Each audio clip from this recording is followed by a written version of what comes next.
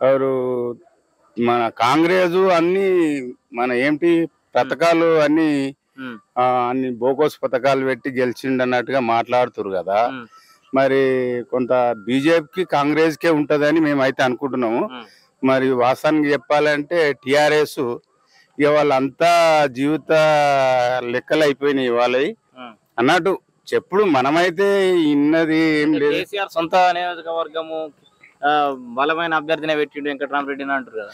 డబ్బు అయితే బాగుంది కానీ పబ్లిక్ బాగా హుషారైపోయారు. ఏంటంటే తినుకుంటా ఎవరిస్తే వాళ్ళు అంతా తినేసుకుంటా మళ్ళీ ఎక్కడ వేయాలనేది ఇట్లా కుషినతోనే నిర్ణయాలు తీసుకుంటారు. ఇక మనం ఏం చేయాలి అనేది ఇక తెలియలేక బీజేపీ కాంగ్రెస్ మధ్యన పోటీ ఉంటుంది అంటారు. అయితే నాకైతే అట్లా అనిపిస్తుంది. మరి బీజేపీ వాస్తవానికి టిఆర్ఎస్ ఎవరు మొదటి నుంచి బాగా పోరాటం చేసింది, అట్లేం లేదు. అందులో మాత్రం 100% ఒప్పుకోవాల్సిందే. ఈ మధ్యన ఇక ఏముంటుందంటే డబ్బుకు ఆశపడి చాలా అంటే చాలా సంతోషం పడ్డాం. ఇప్పుడు మన ఏంది ఆంధ్రకు మన తెలంగాణకు ముంబడి కుటుంబం ఉండేది కదా, అది మనకైంది వాళ్ళకైంది అన్నట్టుగా బాగానే ఆలోచించి సంతోషపడ్డాం. ఎప్పటిదాకా ఒక 5 సంవత్సరాలు దాటి నుంచి ఎవరు ఏం చేస్తా ఉండంటే ఇక మొత్తము డబ్బు మహిమలో పడిపోయారు. నాకు తెలిసిన కాడికి వాళ్ళ అల్లుడు కేటీఆర్ మన హరీష్ రావు 1500 ఎకరాలు నాకు తెలిసిన మనం రియల్ ఎస్టేట్ ఎక్కడ పడితే అక్కడ. ఇప్పుడు ప్రజల చెప్పుడు ఒక తీరు గరీబ్ గాలని మేము అంత బాగా చేస్తాం ఇది చేస్తాం, ఈ తీరు డబ్బు ఎవరిది? మళ్ళా పోతే కవిత అంటాడు ఇప్పుడు 6 గ్యారెంటీలు అమలు చేయకపోతే రాజీనామా చేస్తానంటుండే హరీష్ రావు.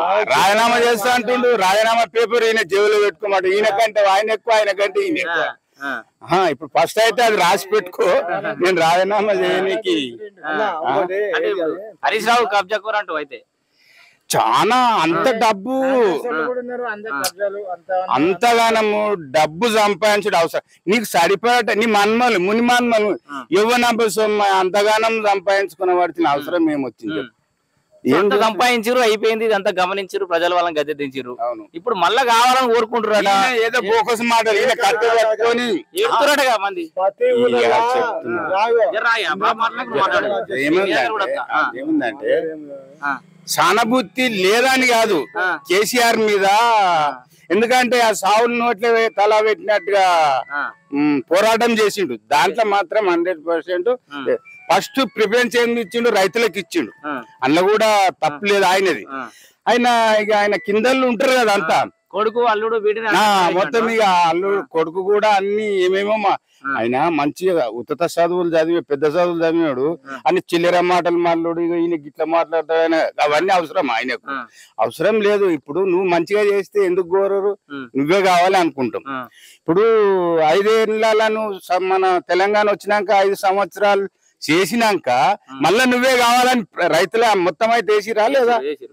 ఎవడు ఏదేం చేసినా నువ్వు రూపాయి పెట్టకుండా వేసి 2సారి గెలిపించారు. మరి తర్వాత నీది అంతా బండాలం బయటపడ్డాక ఎవరేం చేస్తాం? మీడియా వాళ్ళే కదా వీళ్ళు అందరు బయట పెట్టుడు. ఇప్పుడు ఏమంటున్నట్టే మళ్ళా 13-14 సీట్లు ఇయ్యరు నాకు, నేను పేగులు లేక కొట్లాడు. ఇంకా పేగులు లేవు, కాళ్ళు లేవు, 2 బోడిగా అయిపోయినాయి. ఇంకేం కొట్లాడుతావు? అంతే కదా. ఇక కొడుకున్నాడు, ఇక కొడుకేమో ఈయన లేక ఆయన సంపాదించి ఆయన దేశంలో చక్రం చెప్తాడు. ఇప్పుడు అది ఉండాలి కదా, పుష్టి ఉండాలి కదా మనిషి. అది లేనే లేదు. ఏమున్నది చెప్పు, కష్టం అనిపిస్తుంది. సరే ఇప్పుడు బీఆర్ఎస్ మళ్ళా బీజేపీ లెక్కలు పోతే నరేంద్ర మోడీ ఏం చేస్తుండే, పెద్ద పెద్ద బిజినెస్ దారులకు సద్దులు మోస్తురని వీళ్ళు ఇట్లా చెప్తున్నారు. వాళ్ళకే చేసినంత కంపెనీలు మొత్తం అంతా దోషి పెడుతుండనేమో అట్లా అంటారు.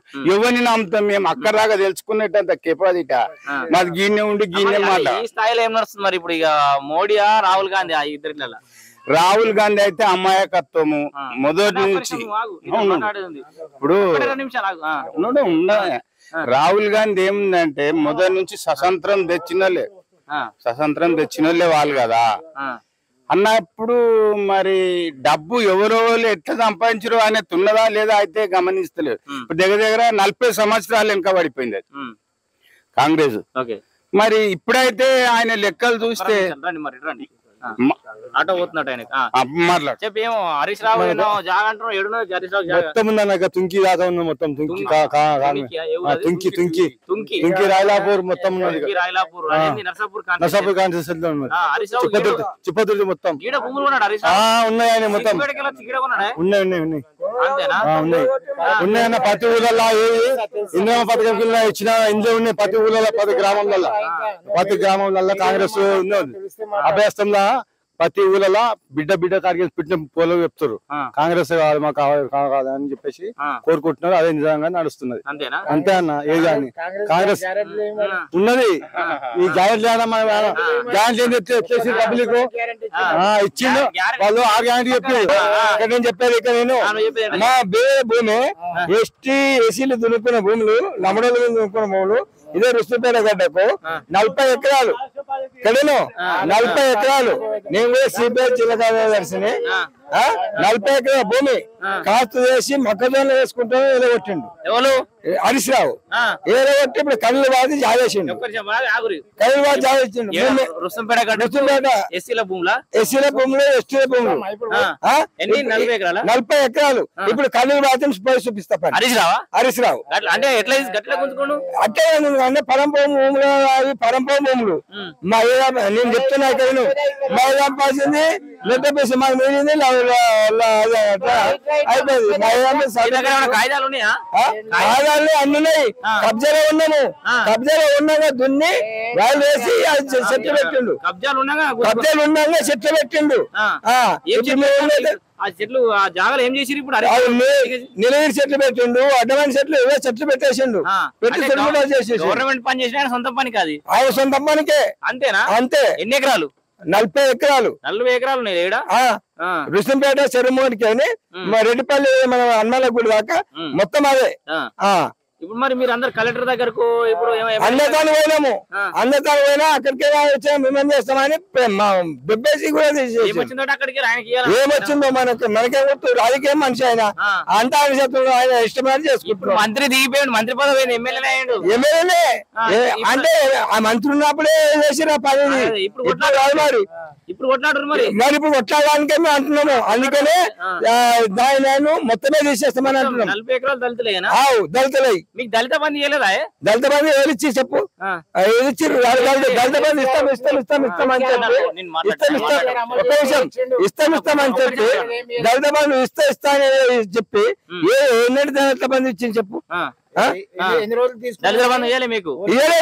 అరే చెప్తాను 40 మంది మీ దాంట్లో దళితులకు మస్తు రుస్తుంపేట ఈ మనసుని దోకొని నేను వచ్చి ఆయన నరసాపూర్లో కెమెరాలోనే మాట్లాడతా. అంతేనా?